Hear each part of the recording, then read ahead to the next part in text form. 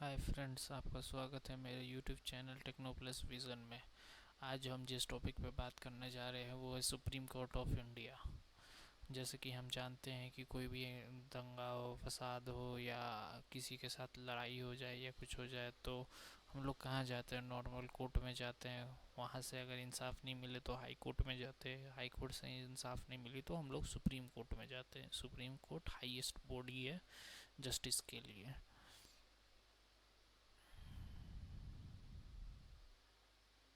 तो दोस्तों, supreme court of India मतलब सर्वोच्च न्यायालय भारत का।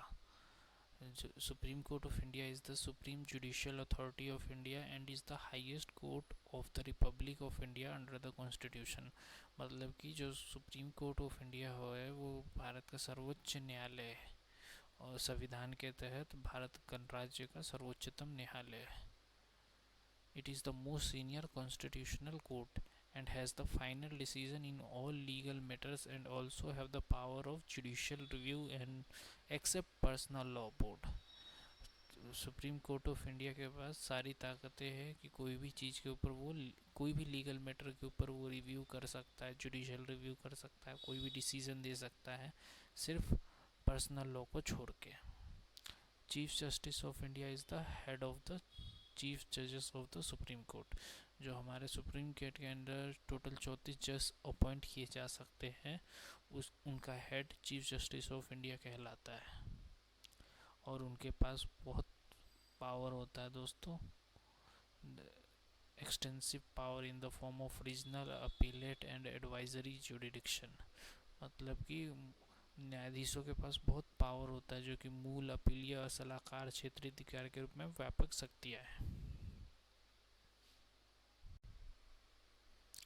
As the apex and most powerful constitutional court in India, it takes up the appealing primarily against verdict of High Court of various states of the Union and other courts and tribunal। Bharat में सर्वोच्च और सबसे शक्तिशाली संवैधानिक न्यायालय के रूप में ये मुख्य रूप से संघ में विभिन्न राज्यों के उच्च न्यायालय और अन्य अदालतों और न्यायाधिकरणों के फैसलों के खिलाफ अपील करता है। यह नागरिकों के मौलिक अधिकारों की भी रक्षा करता है। जो फंडामेंटल राइट्स होते हैं हमारे, उसकी भी रक्षा करता है। अगर आपका फंडामेंटल राइट्स को कोई दबा रहा है या डिमिनिश करने की कोशिश कर रहा है तो आप डायरेक्ट सुप्रीम कोर्ट में जा कर के अपील कर सकते हैं कि मेरे फंडामेंटल राइट्स को दबाया जा रहा है। तो आपका फंडामेंटल राइट्स को बचाने के लिए सुप्रीम कोर्ट सेफगार्ड इस्तेमाल करेगा और आपके फंडामेंटल राइट को प्रोटेक्ट करेगा। यह नागरिकों के मौलिक अधिकारों की भी रक्षा करता है और विभिन्न सरकारी प्राधिकरणों के साथ साथ केंद्र सरकार बनाम राज्य सरकार या राज्य सरकार बनाम देश में किसी अन्य राज्य सरकार के बीच के विवादों को भी निपटारा करता है। एक सलाहकार अदालत के रूप में यह उन मामलों में सुनवाई करता है जिनमें विशेष रूप से भारत के राष्ट्रपति द्वारा संविधान के तहत संदर्भित किया जाता है। मतलब कि दोस्तों, ये जैसे स्टेट गवर्नमेंट जो होते हैं और सेंट्रल गवर्नमेंट के बीच में कॉन्फ्लिक्ट हो जाए, राज्य सरकार और केंद्र सरकार के बीच में कॉन्फ्लिक्ट हो जाए, या दो राज्य सरकार के बीच में ही कॉन्फ्लिक्ट हो जाए, या फिर केंद्र सरकार और राज्य सरकार के बीच में कॉन्फ्लिक्ट हो जाए तो सुप्रीम कोर्ट ही इस मामलों को देखता है। और राष्ट्रपति जो होते हैं हमारे प्रेसिडेंट ऑफ इंडिया, उनको कोई लीगल एडवाइस की ज़रूरत होता है तो वो सुप्रीम कोर्ट ऑफ इंडिया से ही लीगल एडवाइस को मांगते हैं और सुप्रीम कोर्ट ऑफ इंडिया उनको लीगल एडवाइस देता है। जज ऑफ द सुप्रीम कोर्ट। जो सुप्रीम कोर्ट में जज जो चुने जाते हैं उनकी एलिजिबिलिटी क्राइटेरिया क्या है? A citizen of India not exceeding 65 years age per article 124 of the constitution who has been. मतलब भारत का वो नागरिक जो कि 65 साल से ज़्यादा का न हो, आर्टिकल 124 के तहत अ जज ऑफ वन हाई कोर्ट और मोर फॉर एटलीस्ट 5 ईयर्स। मतलब कि वो किसी भी हाई कोर्ट में, किसी एक हाई कोर्ट में या दो हाई कोर्ट में भी जज रहा हो कॉन्टीन्यूसली 5 साल के लिए। An advocate there at least for 10 years. कम से कम 10 साल उसने काम किया हो किसी अदालत में एज अ एडवोकेट, मतलब कि वकील के रूप में उसने 10 साल तक कॉन्टीन्यूस प्रैक्टिस की हो।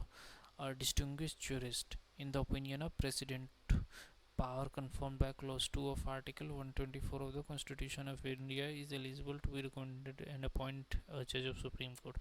मतलब कि एक सम्मानजनक ज्यूरिस्ट हो हमारे राष्ट्रपति के नज़रों में, जो कि क्लॉज 2 आर्टिकल 124 के तहत कॉन्स्टिट्यूशन ऑफ इंडिया जो हमारा भारत का संविधान है उसके तहत उसको अपॉइंट किया जाता है एज अ जज of in the supreme court of India.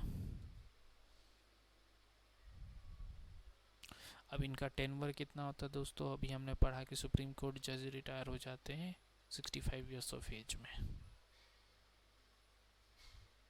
Salary दोस्तों, आर्टिकल 125 ऑफ इंडियन कॉन्स्टिट्यूशन जो कि भारत का संविधान है उसके तहत पार्लियामेंट डिसाइड करता है कि सुप्रीम कोर्ट के जजेस और हाई कोर्ट के जजेस की सैलरी, उनके अलाउंसेस, लीव, पेंशन क्या होंगे।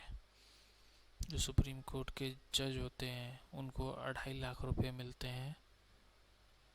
डॉलर में कहे तो हम लोग $3100 मिलते हैं यूएस डॉलर पर मंथ, जो कि एक मोस्ट सीनियर सिविल सर्वेंट जैसे हमारे चीफ ऑफ आर्मी स्टाफ हो गए या सेक्रेटरी हो गए, कैबिनेट सेक्रेटरी ऑफ इंडिया हो गए, उनको भी इतना ही मिलता है। और जो चीफ जस्टिस ऑफ इंडिया होता है उनको 2,80,000 रुपये मिलते हैं, जो कि $3500 यूएस डॉलर होता है।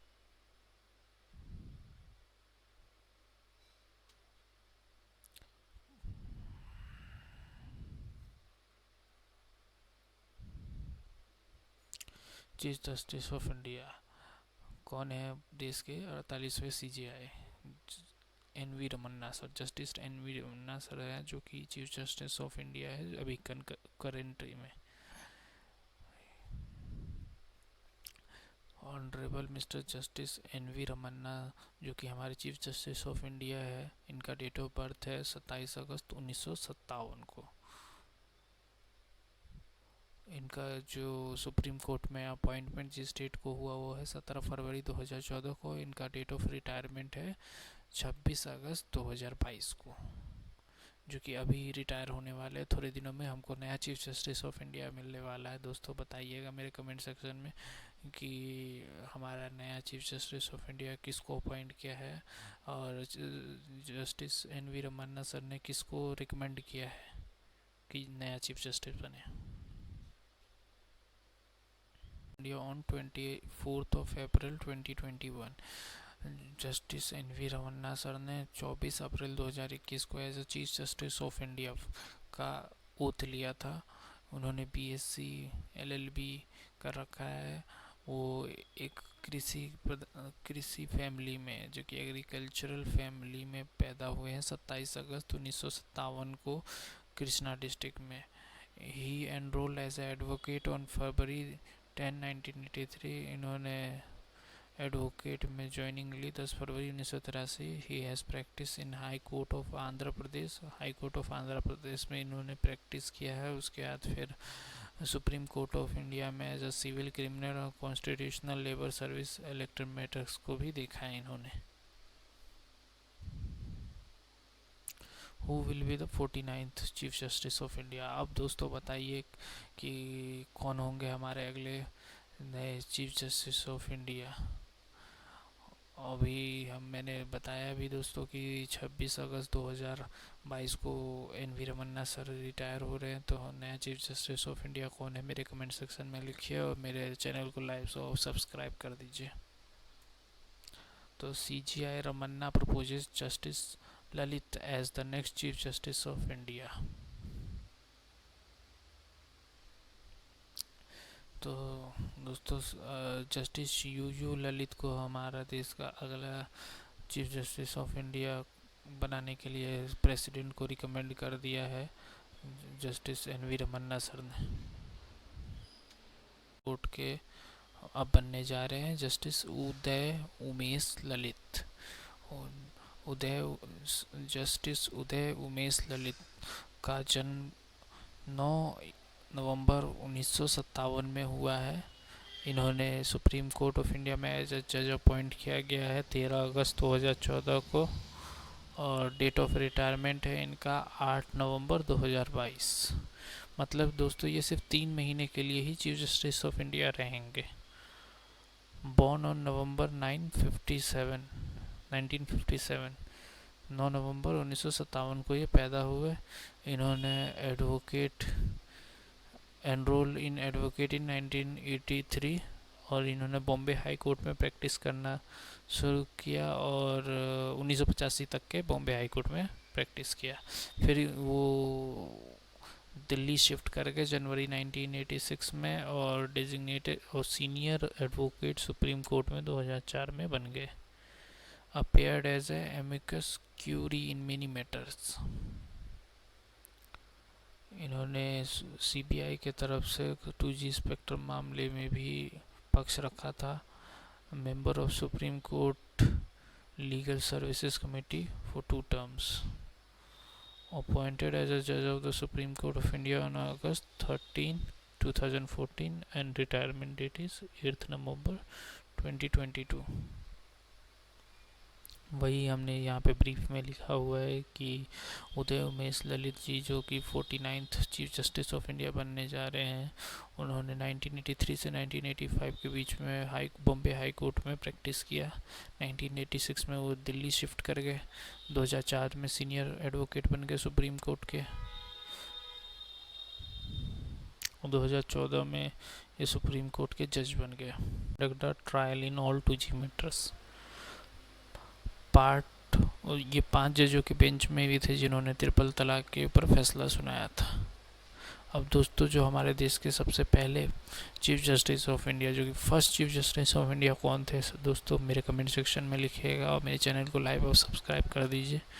तो first chief justice of India हमारे देश के हैं ऑनरेबल मिस्टर जस्टिस हरीलाल जे की सुंदस कन्या जे कन्या। इनका डेट ऑफ अपॉइंटमेंट जो कि सुप्रीम कोर्ट में हुआ था वो 26 जनवरी 1950। ये हमारा रिपब्लिक डे भी है दोस्तों। और डेट ऑफ रिटायरमेंट इनका हुआ 6 नवंबर 1951 को। और ये चीफ जस्टिस ऑफ इंडिया 26 जनवरी 1950 को अपॉइंट हुए थे। रिपब्लिक डे ऑफ इंडिया के दिन ही अपॉइंट हुए थे, क्योंकि उसी दिन से हमारा संविधान इनेक्ट हुआ था दोस्तों। और पहली वुमेन जज जो कि सुप्रीम कोर्ट में बनी वो कौन है दोस्तों, मेरे कमेंट सेक्शन में लिखिए। तो अभी हमने सुना कि पहली फीमेल जज in the supreme court of India, मतलब कि उच्च न्यायालय, भारतीय उच्च न्यायालय में जो पहली महिला जज बनी वो कौन थी, वो थी honourable miss justice M Fatima Beevi, जो कि उनको सुप्रीम कोर्ट में अपॉइंटमेंट किया गया वो 6 अक्टूबर 1989 को किया गया। और डेट ऑफ रिटायरमेंट था उनका 29 अप्रैल 1992 में। तो इनका एक वाक्य है, if I can so you can. इन्होंने महिलाओं को प्रेरित करने के लिए कहा था, इफ़ आई कैन, यदि मैं कर सकती हूँ तो आप भी कर सकते हैं। मेरे चैनल को लाइक और सब्सक्राइब कीजिए दोस्तों, बहुत ज़रूरत है मुझे, सब्सक्राइब कीजिए मेरे चैनल को।